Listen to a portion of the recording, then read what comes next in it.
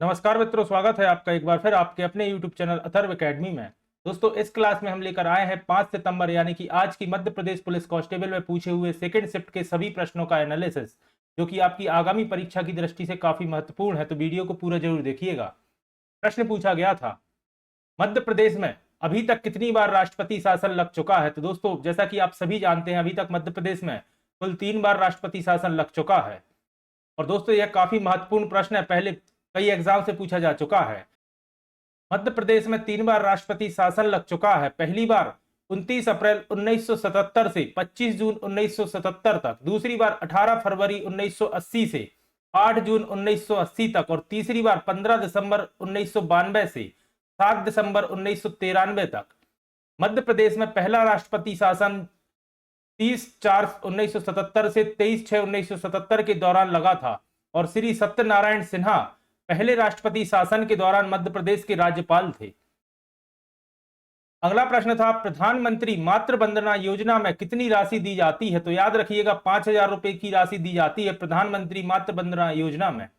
प्रधानमंत्री मातृ वंदना योजना की शुरुआत 1 जनवरी 2017 को देश भर में गर्भवती महिलाओं एवं स्तनपान कराने वाली महिलाओं के कल्याण हेतु की गई थी। इसमें सरकार गर्भवती महिलाओं को पूरे 5,000 रुपए देती है। इस सरकारी योजना में गर्भवती महिलाओं को सरकार से आर्थिक सहायता मिलती है। इस योजना के तहत महिलाओं को पैसे दिए जाते हैं ताकि देश भर में पैदा होने वाले बच्चे कुपोषण या किसी तरह की अन्य बीमारी से पीड़ित ना हो, और इसी को ध्यान में रखकर यह योजना शुरू की गई थी। अगला प्रश्न था, बुरहानपुर के किले में स्थित मस्जिद में किन भाषाओं में लेख लिखा है। तो याद रखिएगा, अरबी और संस्कृत में लिखा है। और यह प्रश्न दोस्तों पटवारी में भी पूछा जा चुका है। जामा मस्जिद बुरहानपुर देश की एकमात्र मस्जिद है जहां दीवारों पर अरबी और संस्कृत के शिलालेख हैं। बुरहानपुर में जामा मस्जिद नाम से एक मस्जिद है जिसकी दीवारों पर अरबी और संस्कृत में शिलालेख हैं। 1588 में राजा अली खान द्वारा बनाई गई यह छत रहित मस्जिद भारत में एकमात्र ऐसी मस्जिद है जिसमें 2 प्राचीन भाषाओं में शिलालेख लिखे हैं। अगला प्रश्न था, भारतीय उद्योग परिसंघ का अध्यक्ष कौन है। तो दोस्तों, टीबी नरेंद्रन भारत उद्योग परिसंघ के अध्यक्ष हैं। उद्योग संगठन भारतीय उद्योग परिसर, जिसे CII कहा जाता है, ने कहा कि उसने टाटा स्टील लिमिटेड के CEO एवं प्रबंध निर्देशक टीबी नरेंद्र को 2021-22 के लिए अपना नया अध्यक्ष चुना है। नरेंद्रन ने कोटक महिंद्रा बैंक लिमिटेड के प्रबंध निर्देशक एवं मुख्य कार्यकारी अधिकारी उदय कोटक से पदभार ग्रहण किया था। और दोस्तों, 21-22 के लिए किया था, लेकिन वर्तमान में भी यही है अभी। अगला प्रश्न है, जल महोत्सव कहां मनाया जाता है। तो जैसा कि आप सभी जानते होंगे, जल महोत्सव हनुवंतिया टापू पर मनाया जाता है। यह कार्यक्रम हनुवंतिया टापू समूह के प्राचीन जल एवं अद्भुत वातावरण के बीच होता है। जल महोत्सव मध्य प्रदेश सरकार द्वारा आयोजित एक वार्षिक कार्यक्रम है जिसका उद्देश्य राज्य में पर्यटन को बढ़ावा देना है।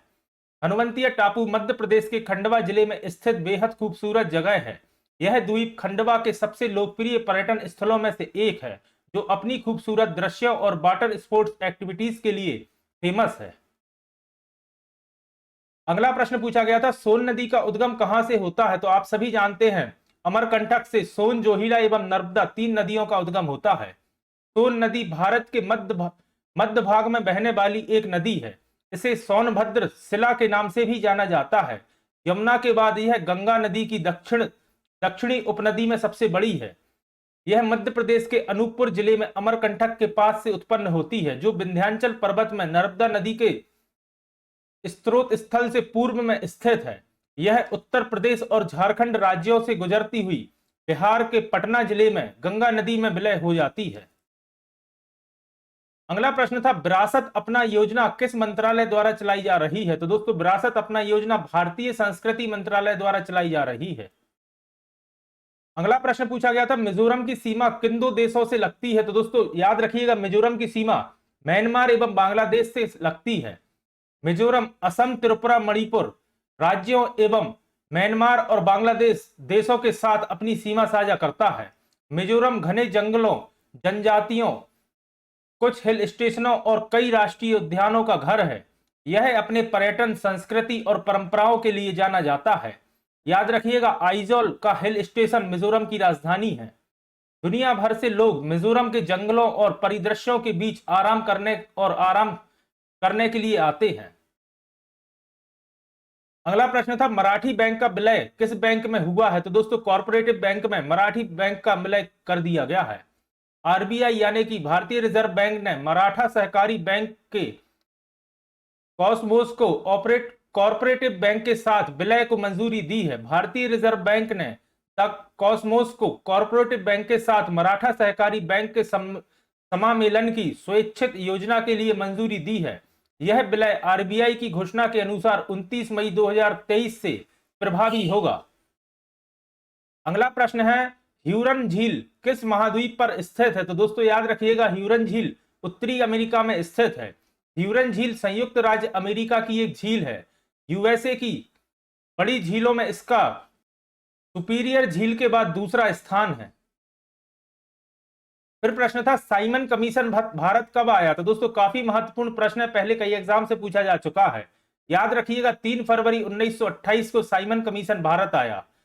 1927 में मद्रास में कांग्रेस का अधिवेशन हुआ जिसमें सर्वसहमति से साइमन कमीशन के बहिष्कार का फैसला लिया गया, जिसमें गांधी जी, नेहरू जी सभी ने इसका विरोध करने का निर्णय लिया। मुस्लिम लीग ने भी साइमन कमीशन का बहिष्कार का फैसला लिया था। 3 फरवरी 1928 को साइमन कमीशन भारत आया। उसका मुख्य उद्देश्य भारत का दौरा करने का उद्देश्य यह था कि संवैधानिक सुधार पर व्यापक अध्ययन करना ताकि तत्काल शासन करने वाली सरकार को सिफारिश दी जा सके। इसे मूल रूप से भारतीय संवैधानिक आयोग, भारतीय वैधानिक आयोग कहा जाता है।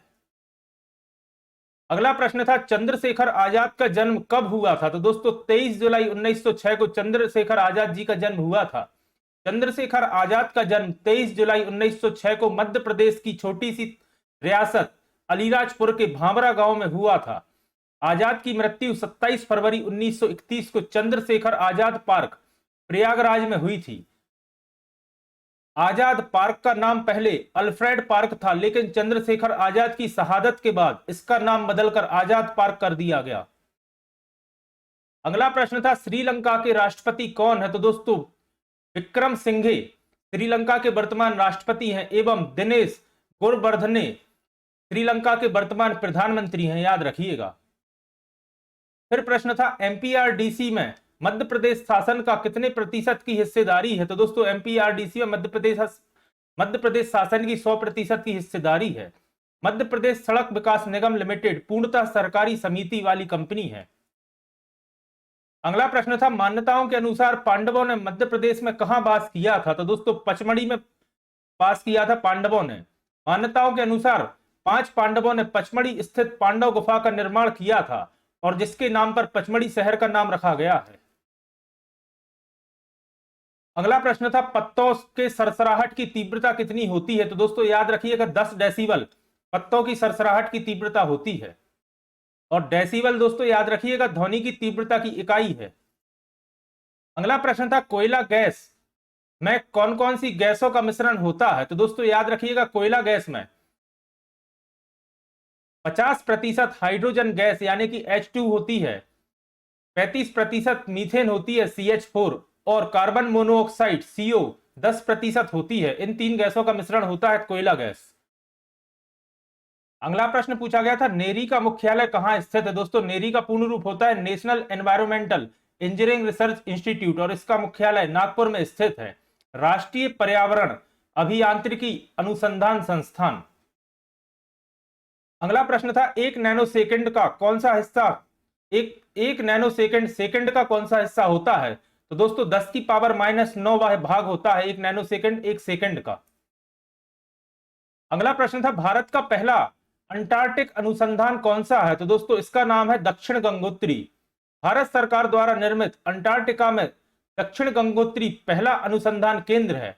यह दक्षिणी ध्रुव से 2500 किलोमीटर की दूरी पर स्थित है और इसका नाम दक्षिण गंगोत्री हिमनंद के नाम पर रखा गया है। अगला प्रश्न था मैट हीमोग्लोबिन रोग किसमें होता है? तो दोस्तों मैट हीमोग्लोबिन रोग रक्त में होता है। मैट हीमोग्लोबिन रक्तता या नील शिशु संरक्षण आमतौर पर पेयजल में नाइट्रेट्स की उपस्थिति के कारण होता है। इस सिंड्रोम में शरीर के चारों ओर महत्वपूर्ण ऑक्सीजन ले जाने के लिए रक्त की क्षमता कम हो जाती है।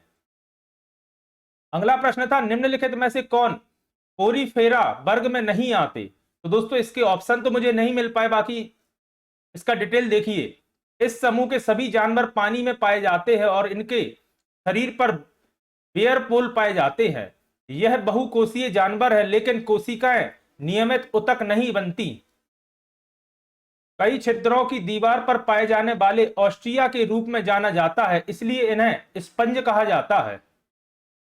अगला प्रश्न था, ऊर्जा की वाणिज्यिक इकाई क्या है? तो दोस्तों ऊर्जा की वाणिज्यिक इकाई होती है किलोवाट घंटा। 1 किलोवाट घंटा बराबर होता है 3.6 इंटू 10⁶ जूल बराबर। तो दोस्तों ये थे वह सभी प्रश्न जो आज की सेकंड शिफ्ट में पूछे गए थे। आशा करता हूं आपके लिए उपयोगी साबित होंगे और पसंद आए होंगे। इसके अलावा कुछ सिर्फ साइंस के अन्य प्रश्न बाकी रह गए हैं, जो मुझे जैसे ही मिलते हैं तो मैं अगली शिफ्ट की एनालिसिस की क्लास में उसे इंक्लूड कर दूंगा। आशा करता हूं आज की क्लास आपके लिए पसंद आई होगी। अगर वीडियो आपको पसंद आई है तो वीडियो को लाइक करें, कमेंट करें, और अगर आपने अभी तक अथर्व एकेडमी चैनल को सब्सक्राइब नहीं किया है तो चैनल को सब्सक्राइब करें और ज्यादा से ज्यादा लोगों तक शेयर करें। जल्दी ही फिर मिलता हूं अपनी अगली क्लास के साथ। धन्यवाद दोस्तों।